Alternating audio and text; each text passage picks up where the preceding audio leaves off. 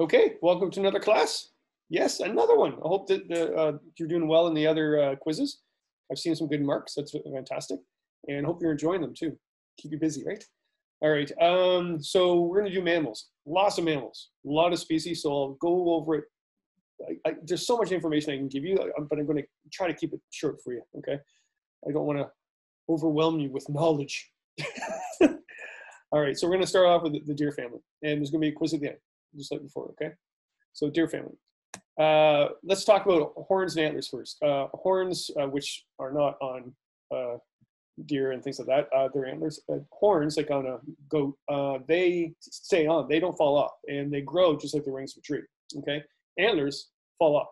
Okay, and so think of this: like a moose, a male moose will have antlers, and everybody thinks, well, not everybody. A lot of people think that you age a moose by its antlers and the size of its rack. No, you don't. You age a deer or caribou or a moose by its teeth, and maybe I'll show you that sometime too, how to age a skull. But the size of the antler doesn't show the age; it shows the health of the moose, for example. So the moose, first of all, it starts in March. Actually, it starts growing this velvet, a lot of capillaries, blood and enrichment going on in the head, and it builds up this calcium, and then creates these antlers with this velvet sort of stuff on it, right? And it grows throughout the summer, and then by the fall, it actually bangs around on trees and things like that to get rid of that velvet. So it's not, it's just this what cartilage is it? It basically bone. And the healthier it is, the bigger the rack. Why it wants a big rack is the females find it really attractive if it's got a big rack. All right, so the female would say, okay, well, you look healthy, so therefore I want your children. So it will allow the male to mate. If not, no. And also another male will come in, a younger male, and they do fight using their antlers and things like that. But deer and moose, if they're ever going to get you good, they're going to get you with their hooves. I've dealt with deer before, which just like, it's scary. All right, so it's the hoof you have to really watch out for. We're going to babbling about that. So, oh yeah, and then when they finish mating, they don't want those antlers anymore. There's no need for it, right? So by, what was it, December, it was January, February, I think, actually, they start banging them to knock them off. And yeah, and then they regrow afterwards. So they don't want to walk around with the bush with these big, because they weigh a ton, right? Let's get to the first species, elk. So there are some elk in Ontario. They're extirpated at one point, meaning that they were here and then they weren't. I think there's a few left, but back, when was it? Was it the early 90s? They reintroduced them to places like Bancroft and stuff like that. And they're doing well. Some farmers don't like them because it's hearsay that actually the elk are mating with their cows in the field. And they are doing that. And I did find out that they actually can't, it's different chromosomes. So the cow can't give birth to an elk baby, supposedly. You never know. Never say never in science. All right, so elk, but the majority of them are out west. Okay, bugle-like call. They're really, really noisy animal. Bugle call, actually, like a bugle. And so key characteristics, they have a white bum. And I think, is it one? Oh, I can't pronounce it. The other term is white rump, I think. And they have the bull has a very darkish mane compared to the female. And, what am I saying? That's in the male too, both have antlers. Oh, sorry, Kip. All right. And golden brown color. And yeah, white rump is the giveaway. And they're actually the largest of the deer family. Because moose are, I'm getting that one wrong. I should have brought notes. Oh boy. Okay. So elk. And they like a prairie land with a wooded area close by, so they'll feed, and then they run into the woods for safety. Main predation is by wolves and humans, I guess. White-tailed deer. So there's lots of deer, but we have white-tailed deer more prominent, especially in Ontario, where I live.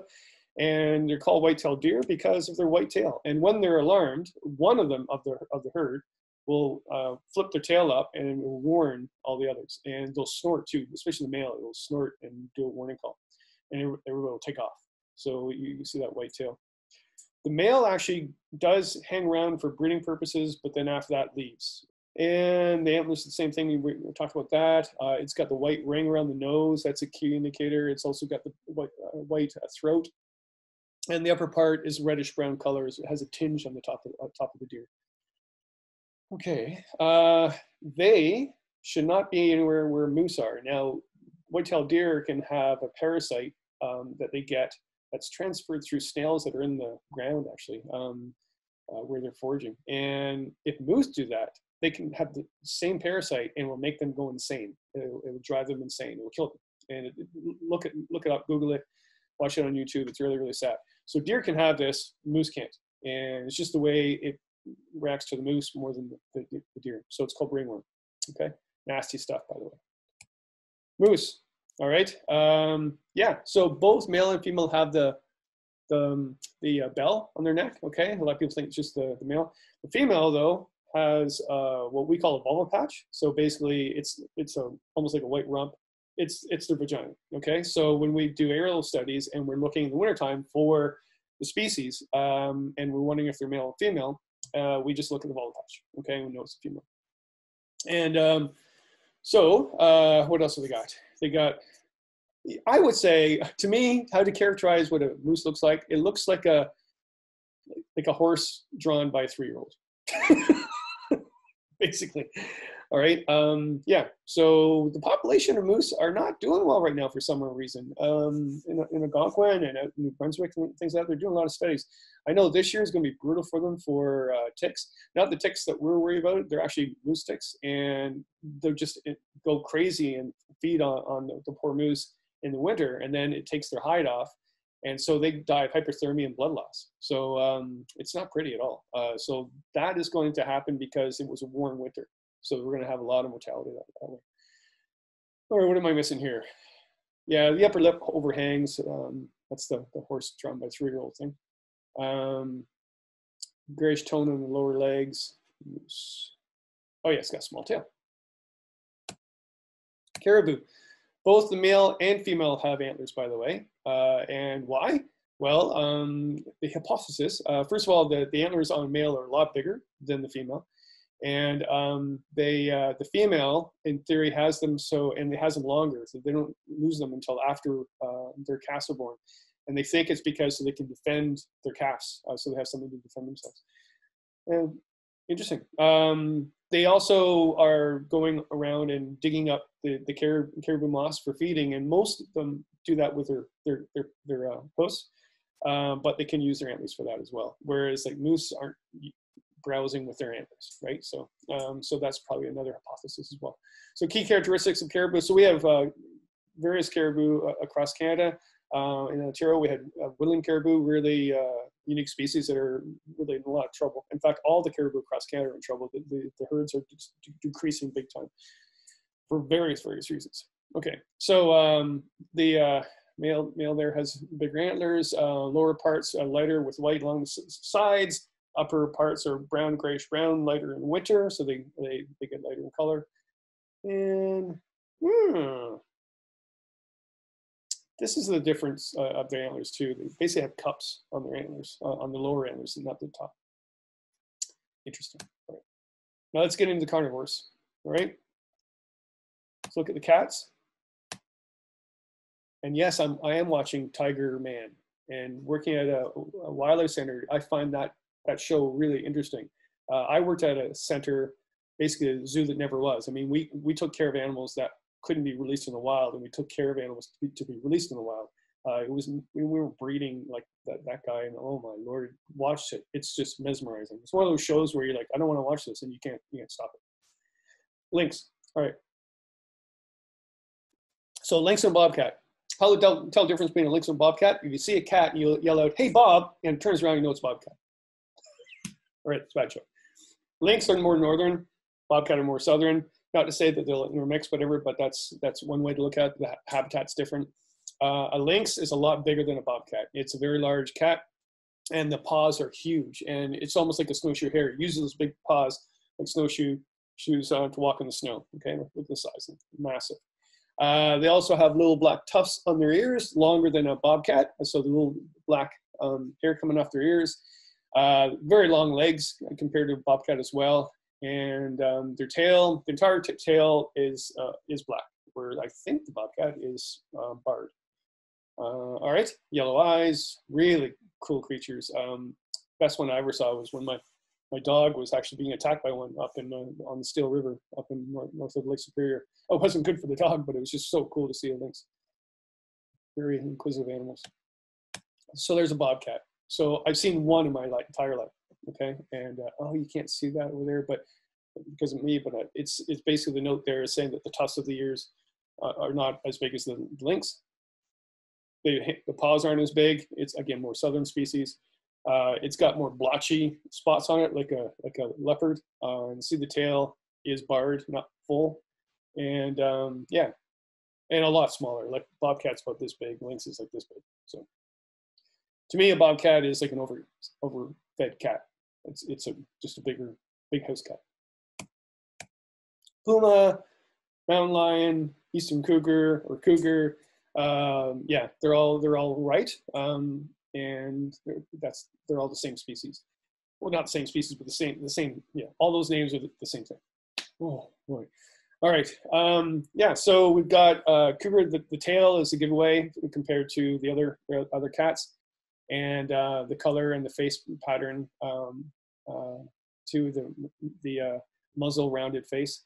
And yeah. So do we have cougars in Eastern Ontario? Well, that has been studied for ages, forever. I remember working and looking at tracks and stuff, and people would call in, and I'm thinking, yeah, like that looks like a cougar. Like then we did DNA analysis on fur that was found on a tree once up by Elliott Lake, and yeah, it was a cougar. But we never had pure verification, except the one that was sighted just outside of Peterborough. And then everybody was calling, and finally they're like, okay, it's got to be a cougar. Everybody's saying it's a cougar, and then there was photos of it. So then it was caught, and found out it was actually owned by a drug lord, and the drug lord let it go before he went to prison. So it wasn't a wild Eastern cougar at all. Wait.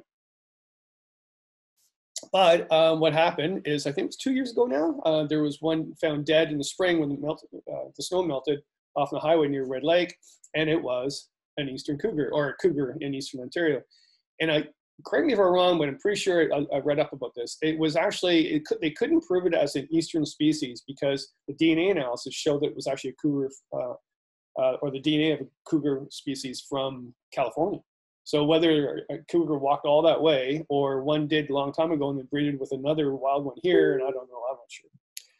All right, should turn off my notification. Sorry, like for the ding. All right. Yes. More dangerous to deal with than a black bear out west. They actually attack more people than black bears do, or grizzly bears. They usually don't kill you, but they maul you. And a lot of mountain bikers out there get attacked by them because it looks like a prey running away, so the predator won't go after it. So yeah, not a good thing. If you ever get a chance, read an old book by R.D. Lawrence. Shoot, I forget the name of it. I'll write it down. Something Walker, but it's about him studying cougars out west. Skunks, okay? First of all, the skunk is not in the weasel family, and this is all new. This is a relatively new. They always thought they were, but then they started doing little tests on them, and they found out they're more related to the raccoon. Aha! Why they think or thought it was a part of the mink family is because Mustelidae, those species like a mink, like a fisher, they have glands by their anus that actually expel nasty smell stuff. And the skunk just went overboard with that. And yeah, but it's not. It's more the raccoon. Striped skunk, because there's a lot of other skunks. Striped skunks we have. And here's the thing about it. Yeah, I think you already know. Yeah, it's got 2 stripes on it, and it will spray you, and it will. It emits like green toxic waste. And so this is how they do it. If they actually look right at you, don't think that they're not going to get you. In fact, they'll get you better. When they look right at you, they'll actually do a handstand, and they'll shoot right at you, and like bullseye, like a rifle, right? If they turn around and spray you that way, it's like a shotgun effect. So it's worse when they're facing you. Okay, just warning you. But they won't spray you until they really, really have to, because it takes they got 2 shots, right, on you. And then it takes from 24 hours up to even 4 days to build up that substance again to spray. It's cool. Really good pets at the wildlife center. I had one we took care of, but we couldn't let him go. He was injured, and all the 7 years I was there, I went in and fed him twice a day, even talked to him and everything else. And he had his clams. Like, he could have sprayed me if he wanted to, but he never did.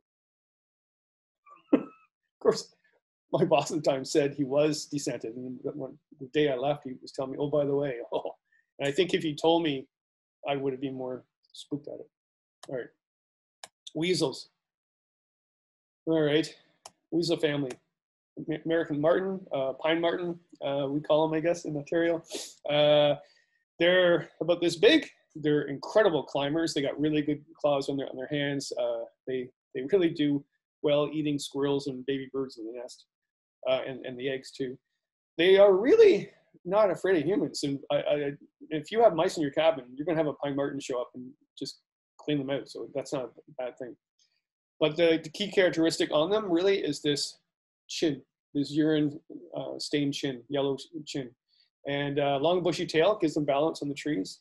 And also their very obvious like cupped ears, like that. All right, so, but it's the yellow one under the chin. And again, it's this big. Fishers, lots of them, by the way. I think the Ministry of Natural Resources not long ago, they released some from captivity to increase the numbers. So, oh, my neighbor's doing the lawn. Hey, isn't it lawn? The snow just came off. I think he's trying to keep himself busy. Okay, the fisher, it's bigger. It actually looks like like in the distance, looks like oh, I'm gonna have to stop and wait for him. But yeah, I'm gonna have to stop. Okay, he seems to be further away now. They have a more grizzled look appearance than actually the pine marten. Bigger, the constant color across the body. That's why a lot of people mistake it for a small bear running through the woods. And but they're on the mink family. What do we got? They it might have a white chest spot, maybe not, depending. And yeah, it has a long tail as well. They love eating your cat, your neighbor's cat, and your neighbor's cat. They love eating cats, and yeah, I don't know. They are also the ones that have figured out how to kill a porcupine, so they're really good at it. They grab the porcupine by its snout, flip it over, and then go for the belly where the quills are. So if you see a dead porcupine eaten all up in the woods, it's probably a fisher that did it. Badgers. So badgers, I put badgers on the list because we do have them across southern Ontario. They're extirpated. I think that's basically their protected species. Not many of them, but we do have them. And oh, they're nasty. Don't corner a badger. Stripes on its face, grizzled hair, almost looks like the hair of a raccoon. And what else we got? Just know the grizzled appearance too. And they're really broad, like they're a lot fatter looking than actually the fisher. And yeah, okay. Ermines or short-tailed weasels, smaller than actually about the same size as a red squirrel, smaller than a squirrel. And when they go, the things they eat, unbelievable. They'll go into a chicken coop and kill every single chicken and then store them somewhere and then let them rot and eat away at them. It's yeah, they're vicious killers. So they look cute and cuddly. They're not. Just keep an eye out for them. And they do turn white in the wintertime, and they still in the summertime they have that white chest and stomach, but they're brown on top. And really, they're about this big. Okay. And what else we got? The ears too, typical ears, but they're actually more concave than the pine martens. Not concave, sorry, but more flattened than the pine marten. What else we got about them? Okay. I do know that their feet stay white as well. Yeah, there's some out there for that. And oh yeah, at the very end of their tail is black, little black tip on it. All right, cute little creature. He's vicious. Watch out for him. Mink, okay, a bounder as well, Mystidae, mink family, and they're always near the water. They love catching fish and crayfish and things like that. However, though, if you see a whole bunch of clams all piled up like shells, a lot of people think they're mink. Well, mink will eat those for sure, but actually that's a muskrat that does that. I didn't know that until I watched it one day, and the muskrat was eating all the shells and piling them up. So anyway. So they have a cylindrical tail, somewhat bushy, but not as thick as the martin or the fisher. Very sleek look, so a lot of people from the distance will actually think it's an otter. But the one key characteristic of a mink, look for the white on its chin, okay? And really short legs, but it's white under their chin, and they're always running around the water. They're very, very common species to see on a canoe trip and things like that. Wolverine, whoa! Man, these guys, they're the devil of the forest. What's the old legend? Some trappers believe that a wolverine is a trapper that's been eaten by a wolverine and turned into the devil, or something like that. I don't know. Don't back a wolverine into the corner. You just go on YouTube and do a search for wolverines attacking bear. They will. There's one video of one chasing a black bear up the tree. Like, you know, they just don't back down. They're not common at all. It's fantastic to actually see a wolverine, and they have this arched back when they're running, so it's really arched, and they have that yellow stain across their back. They actually have a smaller, like weasel type head compared to their body. But their body itself almost has like a bear appearance. Like, it looks like a bear with a small face. But the hunchback is a giveaway, especially when it's running. Okay, with huge claws and will not back down. Just hiss right at you. You otter know this one. Okay, otter. Sleek. The tail is tapered at the tip, and big whiskers on it. Really key characteristic of the whiskers. Sleek looking, and they do love to play, and they're very inquisitive. If you see them when you're in a canoe, just go, and that sounds like a prey in danger, and it'll come over and investigate, and they're very inquisitive. Yeah, and beautiful animal. Oh yeah, when you see their poop has a slime all over it. That's how you indicate it's an otter. They eat a lot of crustaceans, so to help that, because imagine pooping out shells, that's going to hurt. They excrete the slime around the stool, so it makes it slide out better. Interesting. Raccoons. All right. They did a study that raccoons in the city are a lot smarter than raccoons in the forest. They did a whole bunch of experiments with them, and they found out that, yeah, they're just smarter. How about that? They don't wash their food, so they have very good sensory hands, incredible sensory well, their hands are sensitive. And what they do is they put their food in the water, because the water adds to the sensitivity of their hands. So they can actually feel what they're eating, because they're nocturnal, so they probably don't even see what they're eating. They're feeling for what it is, and if they really want to exactly guess what it is, they'll dip it in water, and then that'll help with it. The mask on its face helps out with, just like the football player puts the black on their eyes for the sun, and that's why, supposedly, the hypothesis why they have that. Bushy tail, I think everybody kind of knows what a raccoon is, but they do not make good pets, okay? So we had so many come out to the Wildlife Center because people found babies. Oh, this baby was abandoned. You never know if it's abandoned. Yes, if you find the dead parents, yes, it's abandoned, but most species will let their young be quiet and then make sure that they're not found, and people will see this. Oh, no, I'll go on about that. But they're nice and cute and cuddly at first. Give it a couple of weeks or maybe a month or whatever, and they'll turn on you. I guarantee they will turn on you. Well, I shouldn't say that. Some people probably have had good luck with that, but no. Also, it's illegal. You actually can't have a pet animal from the wild. It's illegal unless you have a permit for it, and you can get a permit for it. You can actually say, oh, you know, this will die if I release it, whatever, and everything else, and you can do all that. But if you just think it's cool to have a pet raccoon, someone's going to be knocking at your door. Okay. Bears. The cool thing about bears is that, I forget the native legend, the First Nations legend, but basically if you strip the fur off the bear, and when it's standing up, it actually looks like a walking human that's naked. So if you do see a black bear with a white bib, that's just some do, some don't, all right? So it's not a different species. They can be a little bit more brownish than black, depending, but it's still a black bear. So black bears. You've got the male, which is a boar, which makes it close to the pig family, I guess, and the raccoon family too, I think. Yeah. So they feed like a pig. So they eat a lot of vegetation or whatever they can get. And will they kill what animals? Yeah, they in fact a male boar will sneak up on a moose calf and knock his head off. So it will do that. But should you be worried about bears in the woods? Well, yeah, maybe you should. They have killed people, but usually that's a predaceous bear, not a nuisance bear. So a nuisance bear coming in your campsite is just there to get food. It's not there to kill you. It just wants your food. And a predaceous bear, which is a very rare thing, you won't hear it. It's a really silent killer. So it will sneak up on you, right? And one of the greatest videos, and I can't find it's not on YouTube.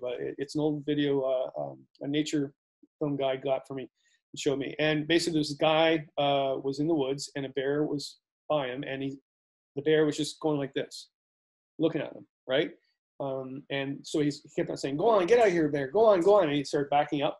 Go on, get out of here. And then he tripped and fell, and bear went right at him. So that predaceous bear was waiting right for the right moment to get him. Now he was able to get away and he was fine, but just to see that on the film, wow, that was incredible. Yeah, but they're not. I think it's great to see a bear in the wilderness, to be quite honest. They're a fantastic species. I've only dealt with 2 predaceous bears before in my life, and I've seen a lot of bears. Uncomfortable, yes, but a lot of them get brain injuries because they go up to beech trees, sit in the beech tree and pull the branches in to beat the beech nuts, and they fall out of the tree and hit their head and get a concussion. True story. Okay, dog family. Coyotes. Coyotes, wolves, foxes.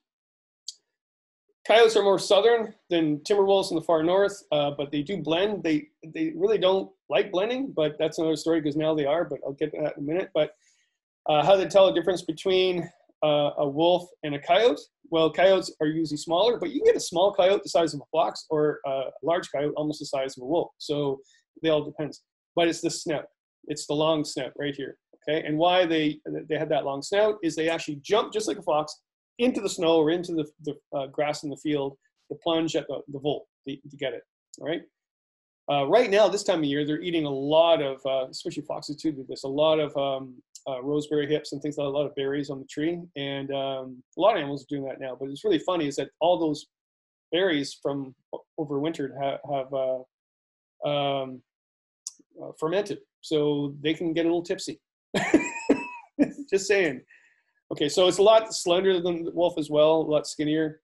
Pointed snout is a big thing though. So you got the timber wolf, a lot bigger, not the snout like the coyote.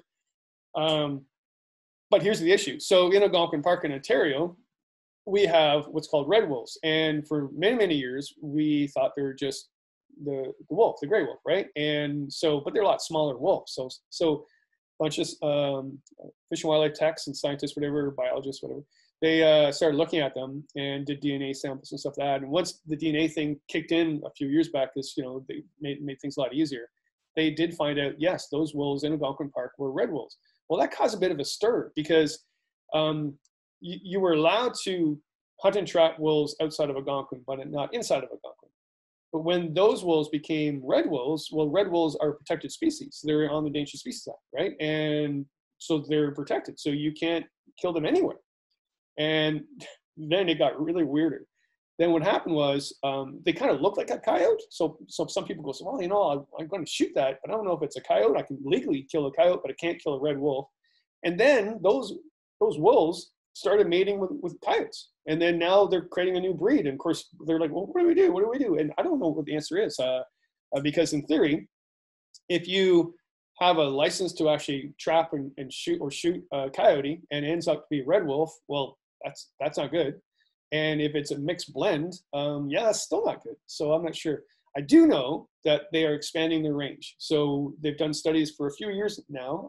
They've actually coming out of Algonquin Park into the Kawartha Highlands and even out into Quebec now. And now they're even thinking they're going out west. So they're expanding the range of the species, which is really good. Because what's going on in Algonquin Park, it's like an island of green surrounded by like an ocean of development, right? So those wolves, if they left the park, they knew, they could be hunted or trapped. So they stayed in. But by staying in, you do know you're not supposed to have sex with your brother and sister in a small town. right? Of course, so someone's right now saying, I didn't know that. You do know that, right? And why you're not supposed to do that is, well, genetic dysfunction. And so those wolves need to expand their range for that reason. That's my hypothesis. That's my idea. I don't know, but I think it's good. I think it's happening.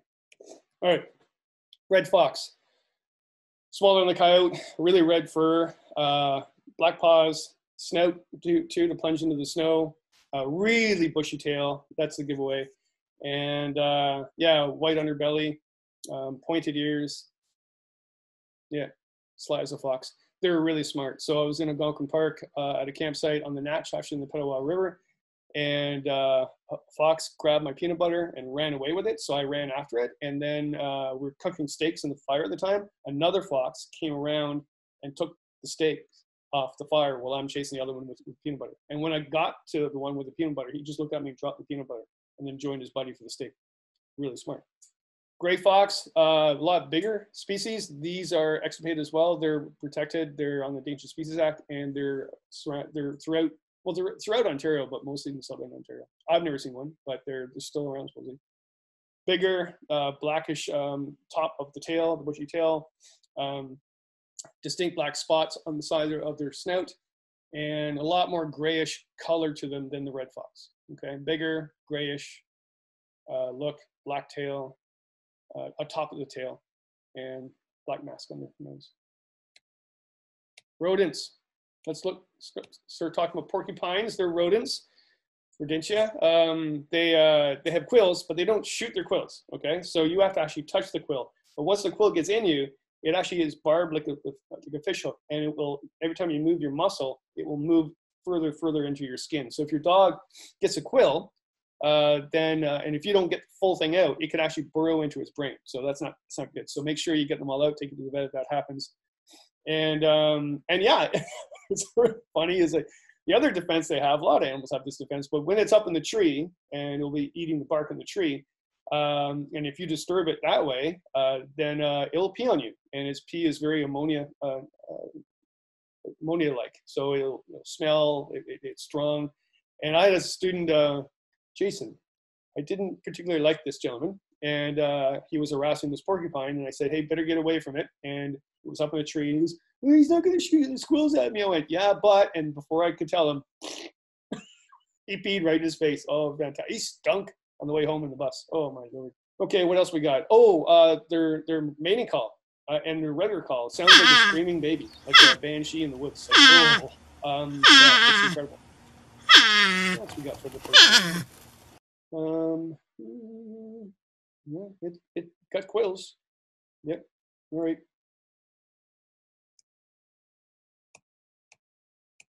Okay.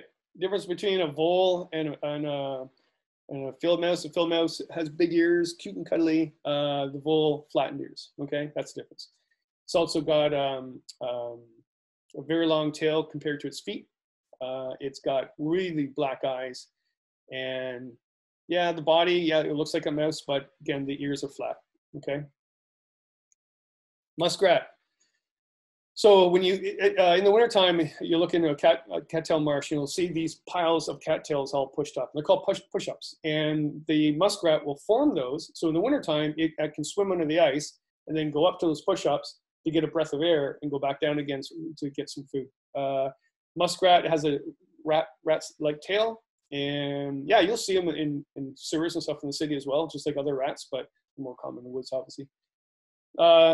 Their eyes are placed further back in their head. Their coat is very shiny and has guard hairs to keep them dry.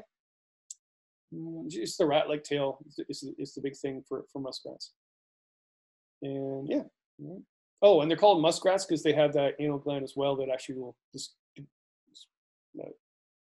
put out the nasty smell stuff. Not like a skunk, but I mean, shoot it like a skunk, but it will emit it.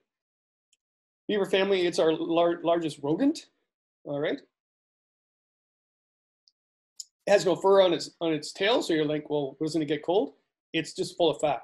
So if you're ever going to eat a part of the beaver, the tail is a good part because it's got a lot of fat.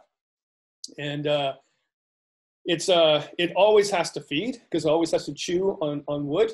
If it doesn't, its teeth always grow, right? So if it doesn't chew, then it'll go back into its skull and kill it. Yeah.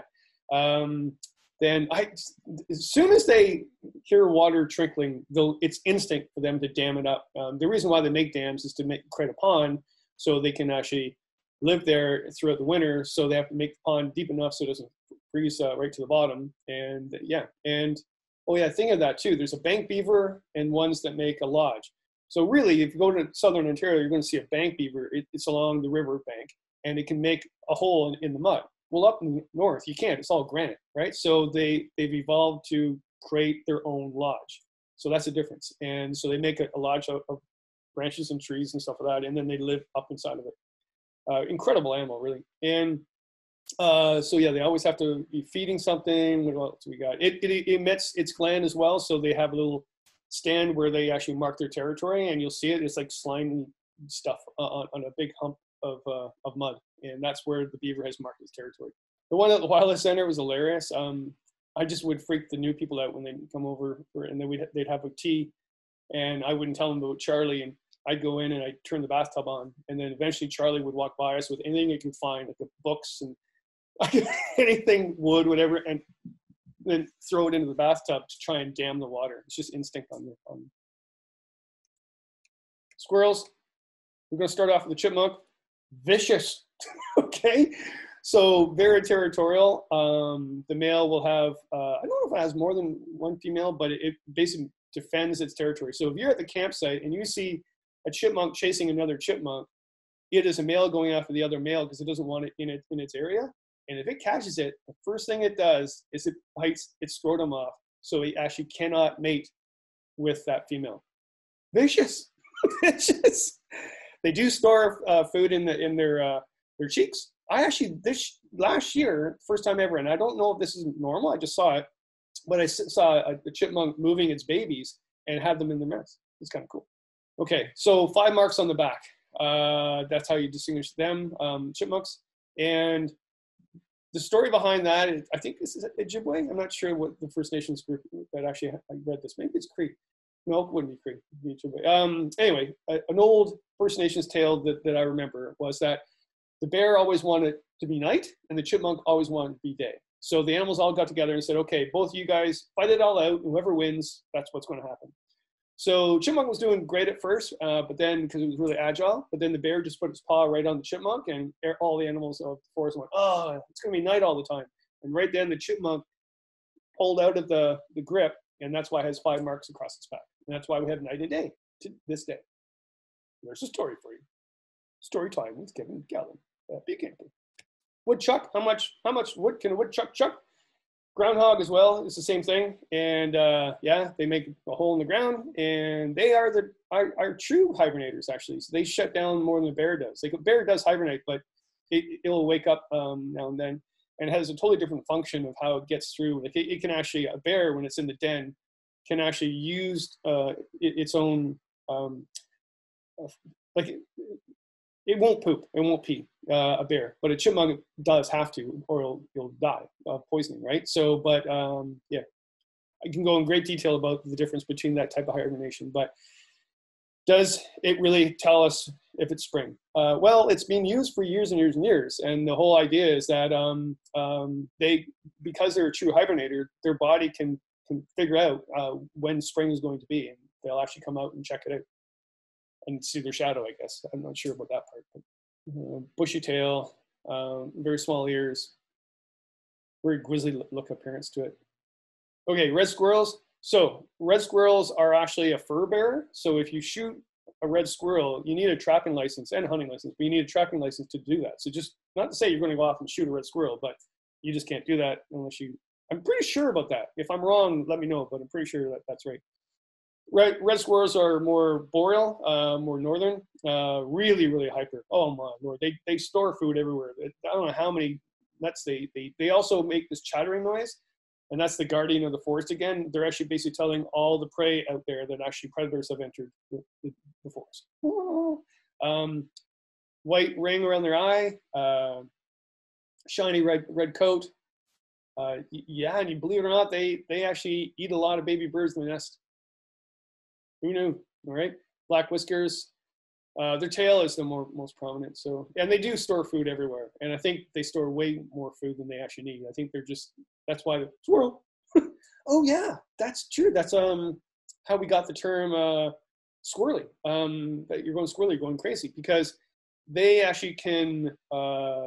They'll grab mushrooms and then they'll hang it in trees to dry them, and then they'll store it. But those mushrooms, some of them are poisonous, but they're not poisonous to the squirrel. The squirrel can eat them, no problem. So in theory, people would get a squirrel, eat it, and then they would eat those toxins from the squirrel and go squirrely. Whether that's true or not, but that's where the term came from. Right.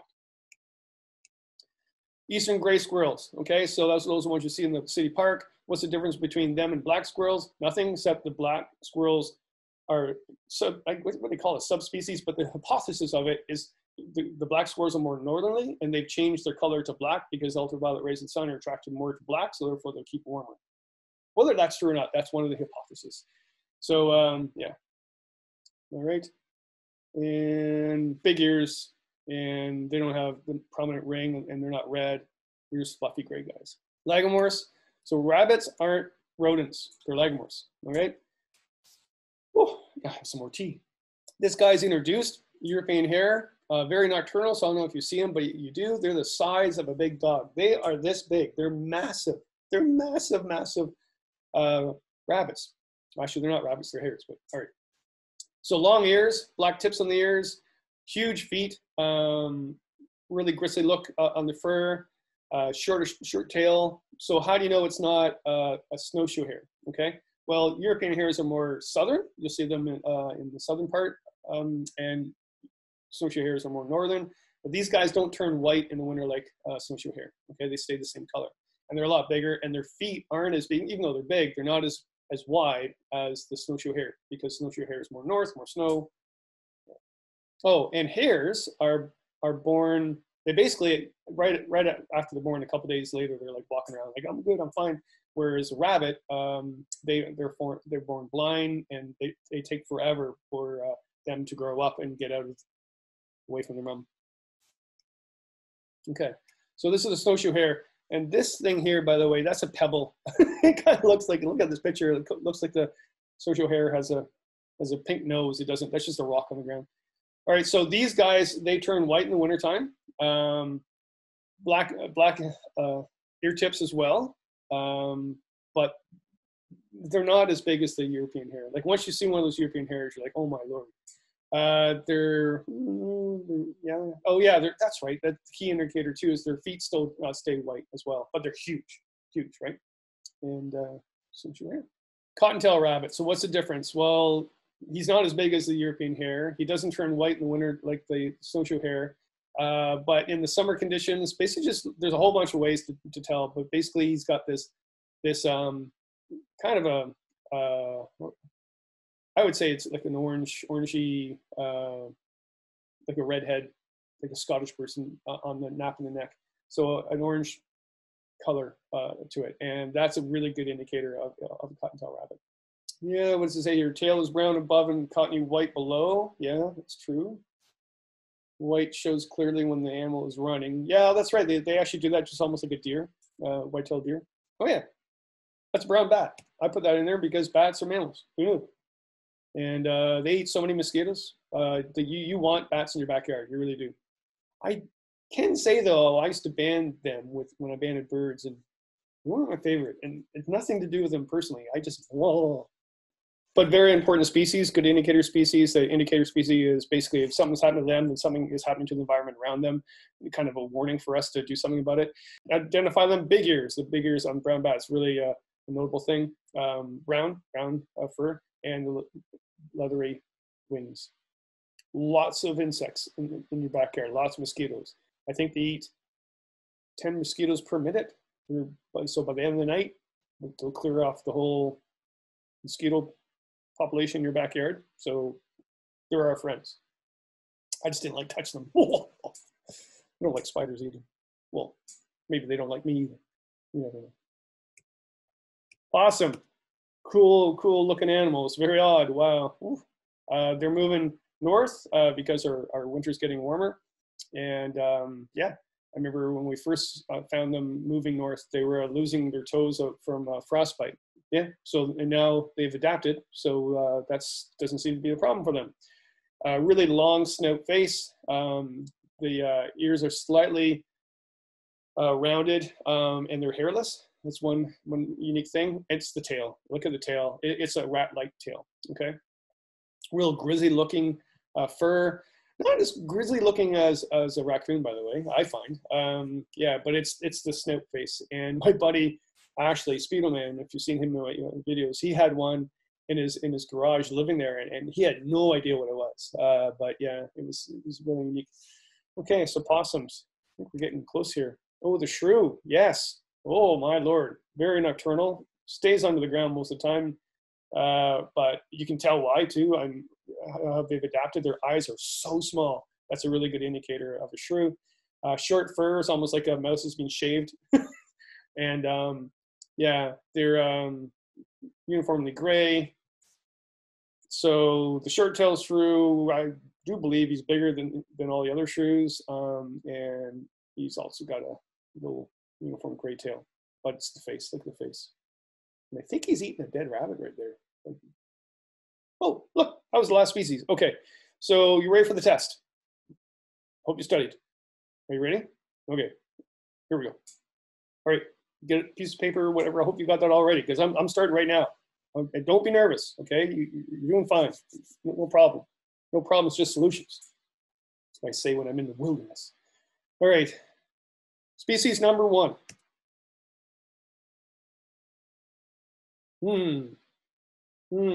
Likes eating your cat, your neighbor's cat, and he is in the mink family. I'm not saying he's mink. I'm saying he's in the mink family. It's still the deal.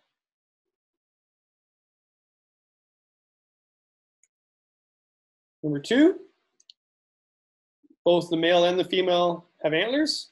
Female has smaller antlers than the male, but they both have antlers.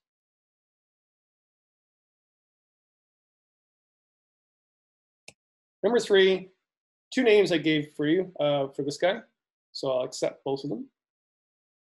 That was big, vicious. Turns white in the wintertime and has a black tail, a black tip on the tail. So not black tail, a black tip on its tail. Oh, look out! And give me the full name, because there's more than just one of these species, okay? Number 5, it's either a lynx or a bobcat. And for size-wise, he's the size of a very large house cat, okay? And he's also more in the southern part of the country. Number 6, there's 2 names for this guy. I'll accept both. He burrows in the ground, and he's a true hibernator. And he did now what was it? He did see a shadow. So therefore, we're going to have an early spring. Number 7, give me the full name, because there's different types of as well, okay?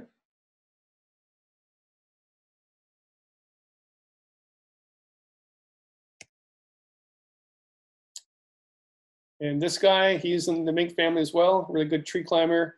Just look at that urine stained bib under his neck. That's a good indicator. Bushy tail, really good claws for climbing.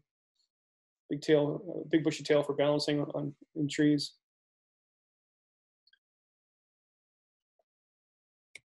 Number 9, it's either a hare or a rabbit, but look at the neck right there, okay? The nap of the neck, what color is it?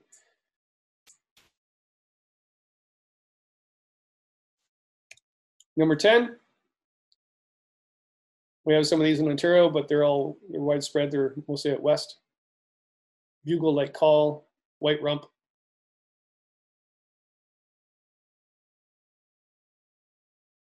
Male has a blackish mane.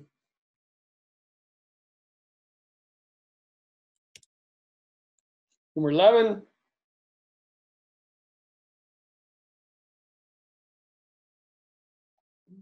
he's found in southern Ontario here. He's very uncommon though.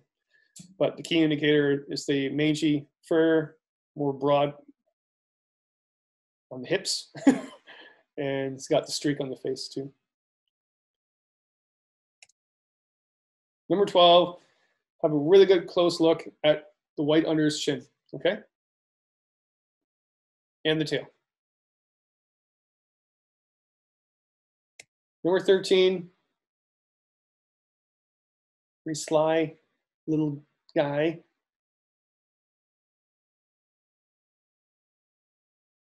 Black paws, pointy ears, but a snout as well. Number 14,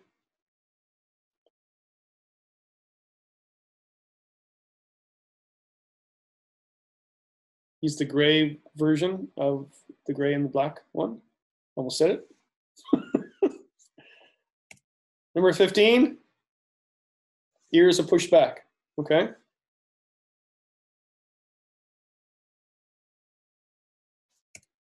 Number 16, it's either a lynx or a bobcat. Tufts on the ears, big paws, and he's big, okay? 17, hope you spell it right. Just saying, spelling counts. Number 18, make sure you give me the full name of this guy too, because there are differences. His snout is not long, okay? That helps. Number 19, he's the devil. He's the devil reincarnated.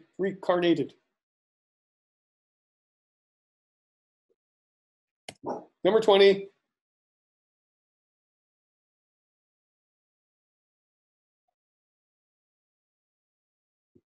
Angel, it's okay, dogs. I don't know about you, good. My dogs are like, wonder what's going on. Number 21, vicious creature.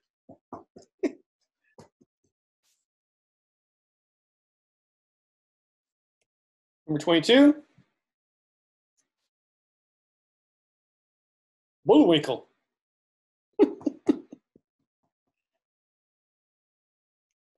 Number 23, so again, this is not its nose, it's a pebble. But I will tell you, look at the feet, and it does turn white in the wintertime. And the black tips in the ears too. 24, look at the tail. That'll help you out, the tail. Okay. All right, my dog has to go out, but I got to finish this test. These things, look, I'm in class right now, dog. You can't cancel class because you have to pee. All right. Number 25, tapered tail, slick fur, really prominent whiskers. Very curious animal, loves to play. True story. 26, it's either a hare or a rabbit, but this guy is massive and he does not change white in the wintertime.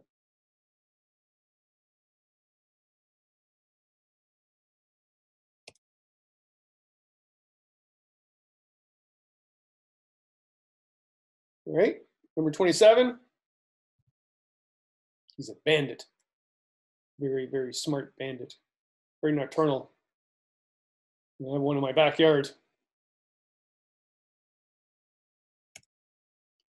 Okay, there's 3 terms for this guy. I'll accept any of them.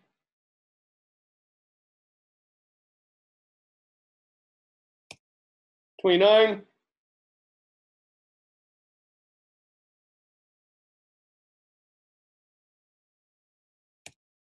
$30. Full name for it, right? Because there's more than just this guy. Give you a hint though. Good its tail. Well, you can't see its tail because it's hidden, but that's where his tail is. 31. Told you there was a lot of species.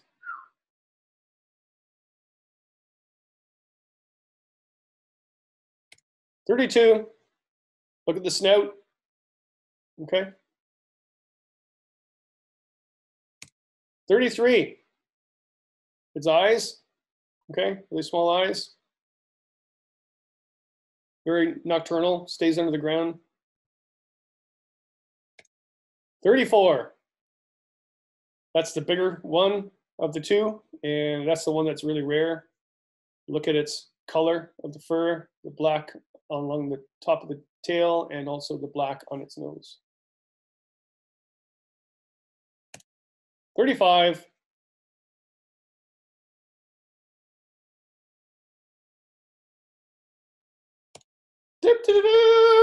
Okay, we're done. Let's take it up. All right, let's go over it. Number 1 was a fisher. Number 2 was a caribou. Number 3 was an ermine or short-tailed weasel, both the same thing. Number 4 was a striped skunk. Give yourself a half mark if you just say skunk, and just don't talk to yourself for the rest of the day. You should be ashamed of yourself. All right, I'm just saying. Bobcat was number 5. Woodchuck or groundhog for number 6. Number 7 was a black bear.